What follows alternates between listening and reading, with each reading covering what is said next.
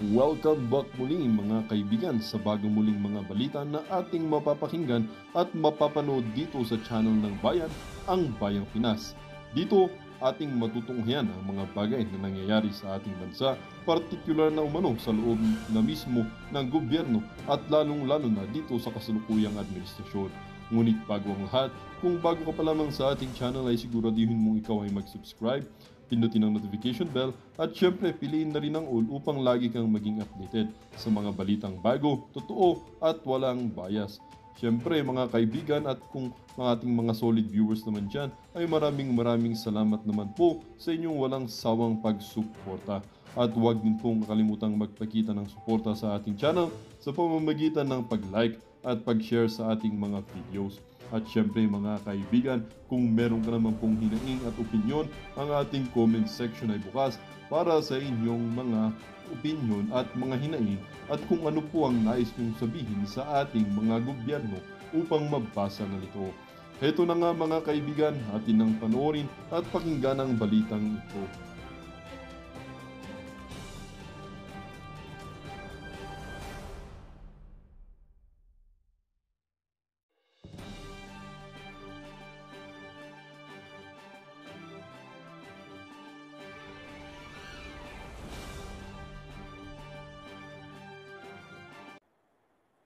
Tanggalin na.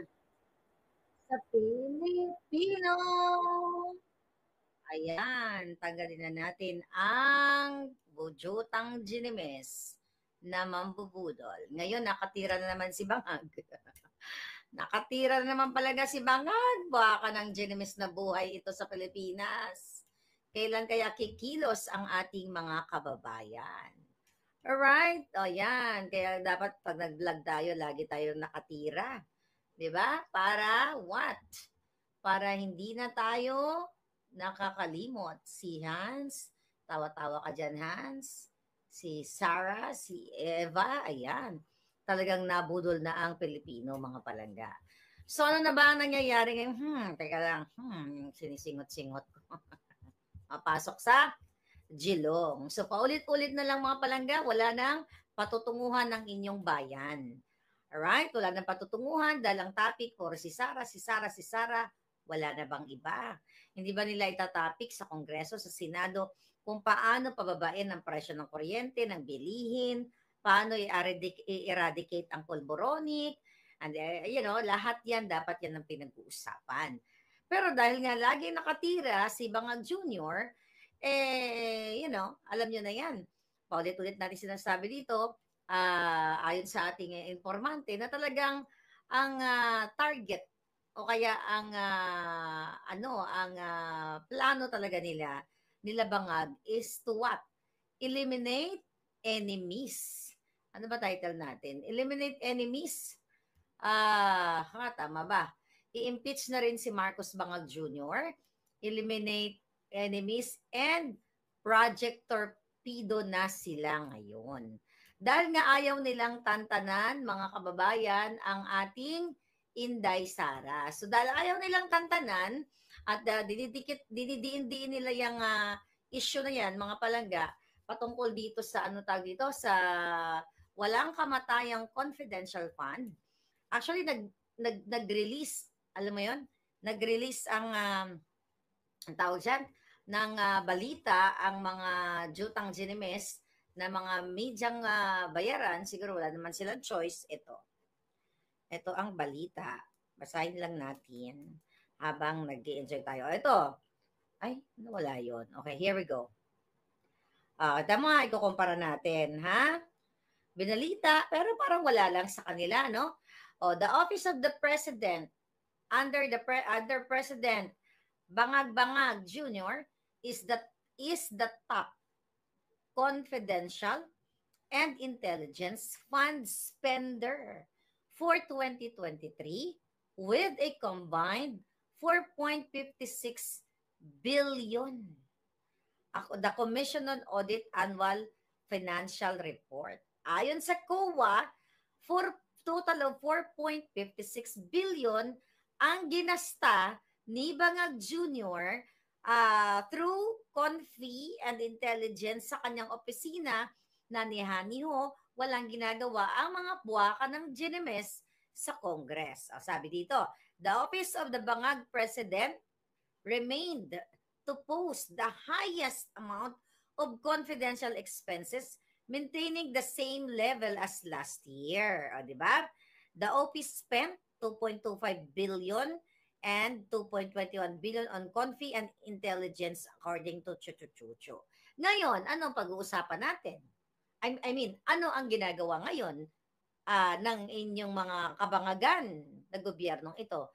Hindi ba ay pag-target o pagpili lamang o yung tinatawag na selective scrutiny o pag-aasinta lamang sa isang Inday Sara? Since Bangag naman ang nag-approve nitong confidential fund ni Inday Sara, which is yung 150 million noong 2022 and 2023, 375.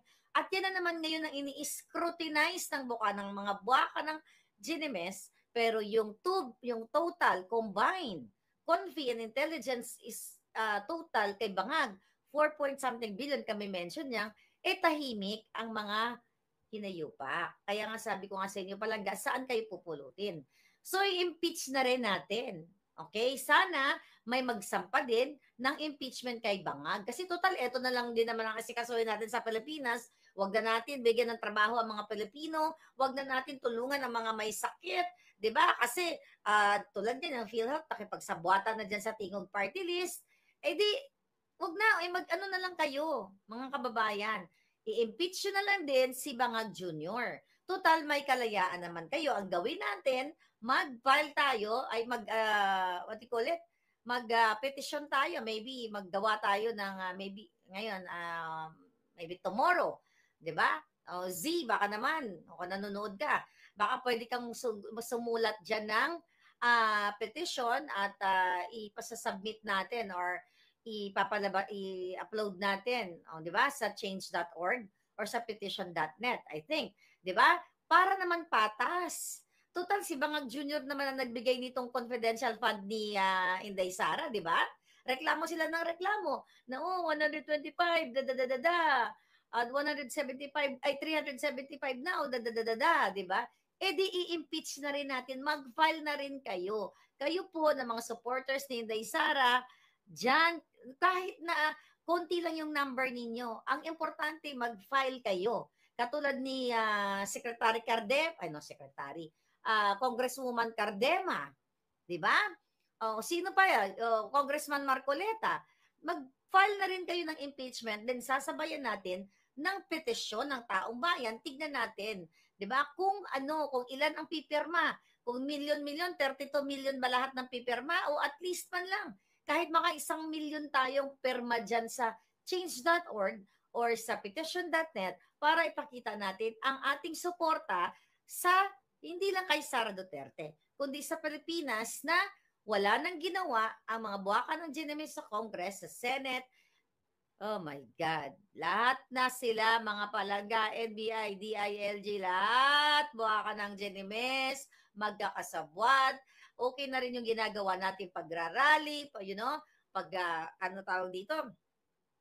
pag-aalsa at pagpapakita ng puot at galit natin dahil hindi na inaatupag ng mga bangag, mga kababayan, ang usaping panglipunan na katulad sa pag-asenso ninyo, pagkaroon ninyo ng trabaho, araw-araw, hindi nyo ba napapansin? Lahat ng mainstream media, impeach, Inday Sara. Kung gusto talaga nila ng totoong accountability, chuba-chuchong transparency na sinasabi nila, isama na natin si Bangag Jr. dahil siya naman talaga ang nag-approve niyan. Siya ang nagbigay kay Inday Sara ng ng confidential fund na yan. Ay sa kanya 4 billion, total of 4 billion, kasama dyan ang Duran-Duran, ang Singhot, ang anong klaseng Pilipino, anong klaseng tao ang meron sa Pilipinas. Kung hinahayaan lang nila na pagpiestahan, you forget about the name Duterte. You just focus sa figure, sa number. Ano po ba ang malaki, mga buwaka ng Genemes? Ano ang malaki? 4 billion? O 375 million o 125 million? Ano ba yan? Nagbugo-bugo na yung mga utok ninyo? Talaga bang kayong mga, well, wala na tayong aasahan sa Congress na mga bugok dyan.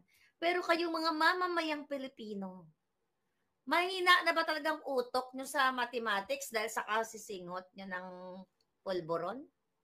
Mag-file kayo. Lahat, nananawagan ako sa mga, total, meron silang bagong pakulo ngayon. Mga religious sector, magpa-file ng impeachment kay Inday Sara. Kayong mga religious sectors, kayo dyan, kay OJC, Seventh Day, o kung ano man, whatever, o whoever you are. INC, kayong mga social, civic, mga civic group, mag-file din kayo ng impeachment. Huwag na nating paunlarin ang bayan natin. Magpulburo na lang tayo lahat. Mag-file na kayo araw-araw. Mag-file kayo ng impeachment. Pailan nyo si Sara, pailan nyo si Bangag. Para fair and square. Total, gusto nyo eh. Wala naman talagang unity team. Dahil binudol talaga ng mga Bangag etong si Inday Sara na ito. At not only Inday Sara, kundi ang Pilipino. Actually, ang binudol talaga niya ay Pilipinas eh. Ang Pilipinas niyong mahal. Imagine nyo, okay lang sa inyo. Yung pinangako ni Bangag, 20 pesos na bugas, bababain natin ng kuryente, bubuksan natin ang Bataan Power Plant. Asan na? Asan na mga palangga? Ang Bataan Power Plant na binibida-bida niya during election day, ang project ng tatay ko, kung hindi yan pinigil, yan. O, ano ngayon? Ngiwi. Asan na? O, dati, ang Thailand.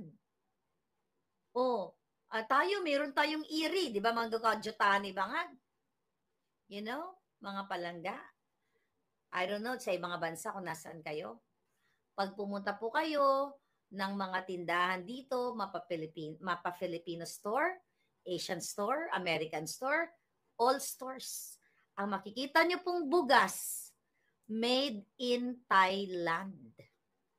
Imagine ang Thailand, yung binibilan, which is totoo naman, na nag-aral lang sa atin kung paano magtanim ay di biro.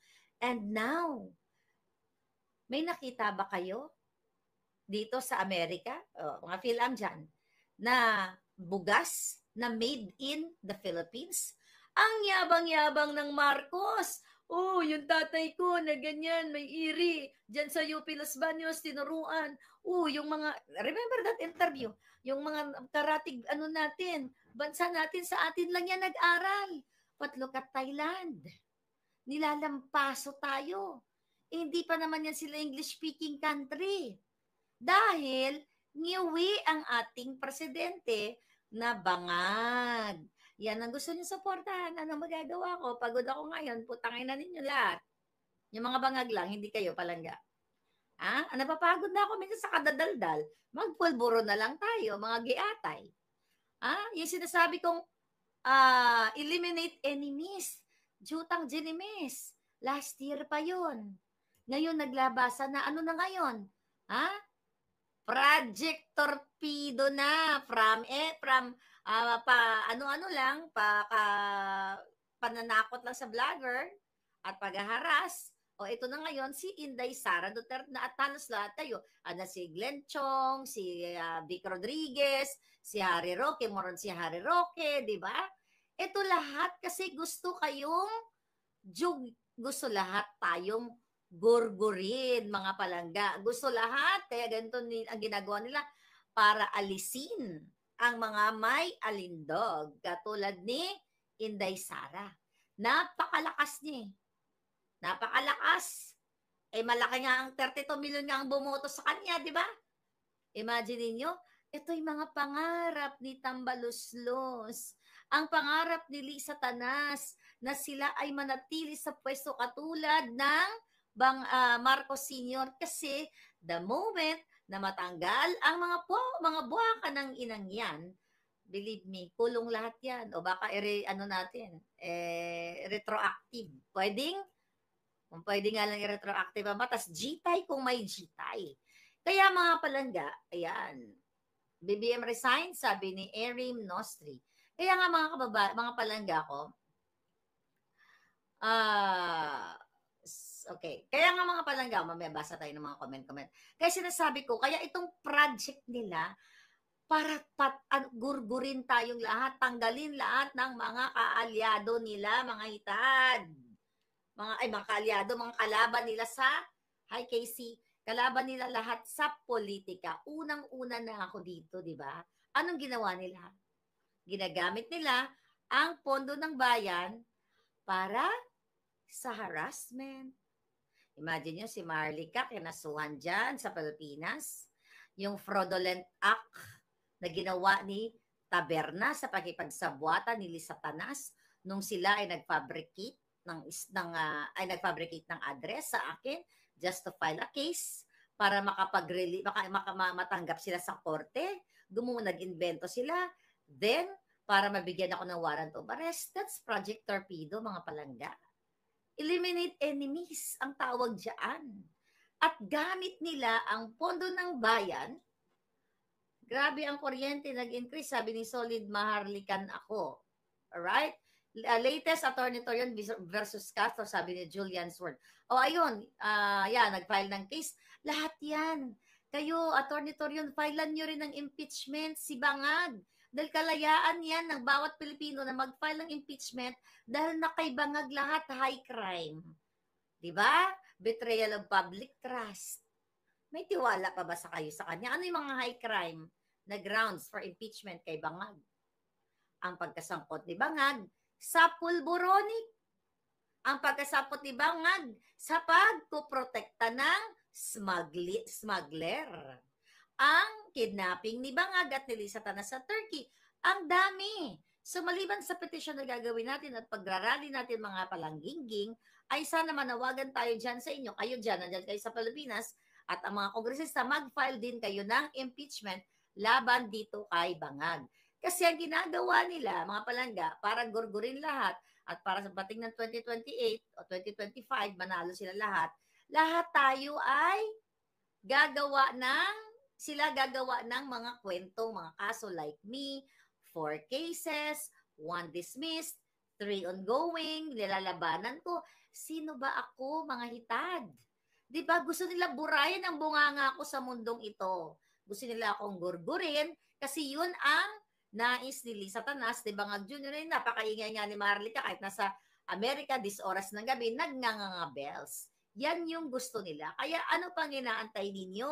Mag-file na kayo. Imagine, papayag ba kayo na itinatarget na lang ng tinatarget ang ginagawa kay Sara? Walang kamatayang pagtatarget, mga palangga, dito sa ng polboronic na ito. Sino ba ang kalaban ng bayan? Ang kalaban ng bayan ay si Bangag, si Satanas, si Tambaluslos. Alam nyo na yan. Paulit-ulit na lang tayo, mga hitad. Ayan, basa-basa tayo ng comment. Paulit-ulit na lang ba kayo palangga at hindi na kayo kikibot? Na-interpret na nga daw yung panaginip ko. Oo nga pa. Hindi ko pa napanood kasi nga. Yes, busy-busyan ako kasi may event kanina. Dito na pinuntahan ako na exclusive lang para paano puksain ang mga pulboronic. Paano puksain ang mga pulboronic. So lahat tayo ginugurgur. Si Ronti nga pala, yung kaibigan ko. O laging nagpo-post yan dyan. Ginurgur yung kanyang Facebook. Ako, dalawang Facebook page na gurgur din. So yun yung ginagawa nila ngayon palangga. Ground for impeachment daw yung pagkawala ng Scarborough Shoal. Sabi ni Eva Burgos, ang daming ground of impeachment, mga palangga. Did you talk about what?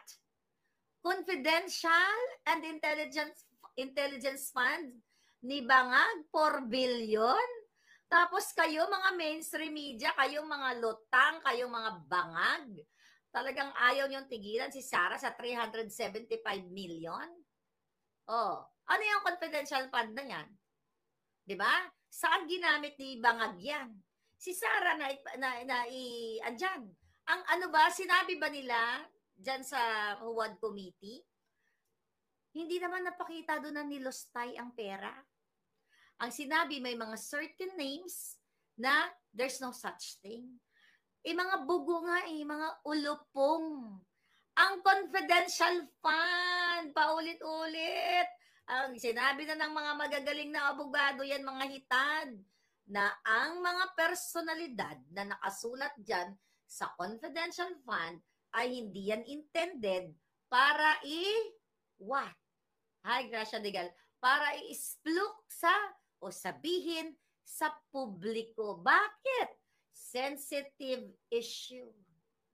Imagine mo mga palaga, ganun ka bobo. Di ba? Ganun ka bobo ang mga nasa Huwad Committee, ang nasa Malacanang. Well, maliban sa bobo, talagang bangag-bangag na talaga. Bangag! Confidential fund, paulit-ulit na lang, mga palangga. Ano sinasabi dyan? Hindi pwedeng, yes, Sardo, hindi pwedeng i-expose o iburag-rag sa buong sambayanan kahit sa Mars. Kasi at stake or ma-jeopardize or mailalagay mo sa peligro ang national security. Sabi ko nga, kung yan ang gusto nila, bakit yung kay Bangag? Bakit ayaw nilang ilabas? 4 billion yan. Confi and Intelligence Fund. 4 na bilyon. Doon sa ayaw nilang tigilan, si Sara Duterte na 375 million lamang. My goodness! Pulburo na lang tayo na. Tara, suminghot na lang tayo. Tumira tayo para, total, yung gusto niya, tira tayo, ha? Tira! Tira tayo, Marlica. Yan. Tira. Kasi di maintindihan. Hindi niya maintindihan? Yung mga pulboronic dyan sa Kongreso, simpleng salita na confi. Yes, San Marie Ramos, thank you. Confidential fund o intelligence fund, hindi nila maintindihan yan. At ayaw nila talagang imbestigahan o, busisiin yung kay Bangag Jr., magkakasabwat sila palangga. Imagine mo, may confi na, may intelligence fund pa, di ba? Lahat yan ay sinasalang-alang sa mga national security. May seguridad pa ba tayo? May seguridad pa ba ang Pilipinas? Putang ina, napapugara, seguridad ng presidente yung adik. Ha? Paano ka magkaroon ng seguridad? Kung si Bangag Jr. mismo, si Lisa Tanas mismo, ay mga kidnapper, smuggler, pulboronic. Hindi yun na kailangan ng intelligence fund. Actually, ang gobyerno, diba? Ang Office of the Bangag. Kasi siya mismo ay pinuno ng mafia. Nagkakaroon lang ng confidential and intelligence fund ang isang matinong presidente dapat para susugin niya ang mga pulboronic. Ibig sabihin, mga nagbibenta ng drugs. Tingnan yung nangyari sa Alitagtag. May update ba kayo? Magkakasabwat sila. So what's the point of intelligence fund? What's the point of confidential fund, mga palangga? If you talk about national security, chuchu, di ba? Katulad ng mga terorista daw, di ba? Na dapat pinupondohan yan, coming from that confi. Di ba yung nahuling pang pasarbog? Sino yan? Si Amit Chandiramani? Pinadrina ni Lisa Tanas yun. Diba? Sinabihan pa ang mga PNP. Diba? Nilangka. Pare, wag niyong saktan yan. Remember that? Kasama kasi sa case ko yan eh. Saan kayo nakakakita na merong budget ang Office of the Bangag para susugin ang mga bang, bang, bang. Pero isang tawag lang, nilangka at ni Lisa Tanas dahil pinapadrino niya. Tinawagan ang PNP, yung mga nanghuli, doon kay Chandiramani. Pare, huwag niyong saktan si Chandiramani, ha? Anong ibig sabihin yan? Arbor ko na yan. Maraming nahulihan ng maraming jomba, bang, bang, bang. Tapos, Dahil sa utos lang nila Satanas, huwag saktan ang nahulihan ng pangpajarbog. May balita ba doon? May follow-up ba doon? Hindi natin alam, nag-enjoy na siya ng buhay niya. Malaya na siya. Yung, sino pa ba yung mga pinalaya? Oh yeah, nakalaya. Amit, sino ba yan? Si Sayarot. Absuelto. Yung mga intelligence fund na yan, yung pinag-uusapang mga pondo ng 4 billion kay Bangag, yan isa yan sa dapat pondohan para mahuli ang mga sindikato, yung mga pulboronic, you know that already. Hindi niya na kailangan ng confidential fund kasi kasama niya na sa gobyerno niyang mafia. What's the point? So, saan dinala ni Marcos Jr. ng 4 billion? Kasi yung supposedly, di ba, yung mga ano na yan, confi na yan, magagather ka ng information, sino ba ang pinapasok ni Bangag, sino ba ang chinokchak ni Lisa na PSG, di ba, mga ganyan, magagather ka ng information, maggagawa ka ng investigation para malaman mo kung sino ang nagpapasapasok ng mga sindikato o yung mga gugurgor sa taong bayan. So there's hindi na kailangan ni Bangag ng 4 billion. Kaya kawawa kayo. Mayong gabi, Venerasyon, Seblos, thank you. Hindi na kailangan ng 4 billion. Tapos si Sara, talagang ayaw nilang tigilan. Oh, paano nila ginagasta itong confidential fund ni Bangag? Si Inday Sara, you know? May report na si Bangag, nabusisi ba? Kung paano ginagasta ni Bangag ang 4 billion o 2 billion na confi? O, baka ibinila na nila ng panibagong bahay sa Italia, sa Amerika, sa Europa, o kung saan pa man. Dahil si Bangag lamang ang mayroong otoridad, mga palangga, may authority para, Diyos ko, ang hirap pala sumingot ng pulburon, para ibigay diyan sa Office of the Vice President at ngayon, dapat kasama siya sa impeachment. Kaya sabi ko sa inyo, hi Teacher Jess, dapat talaga kasama sa dyan, mga palangga. Kaso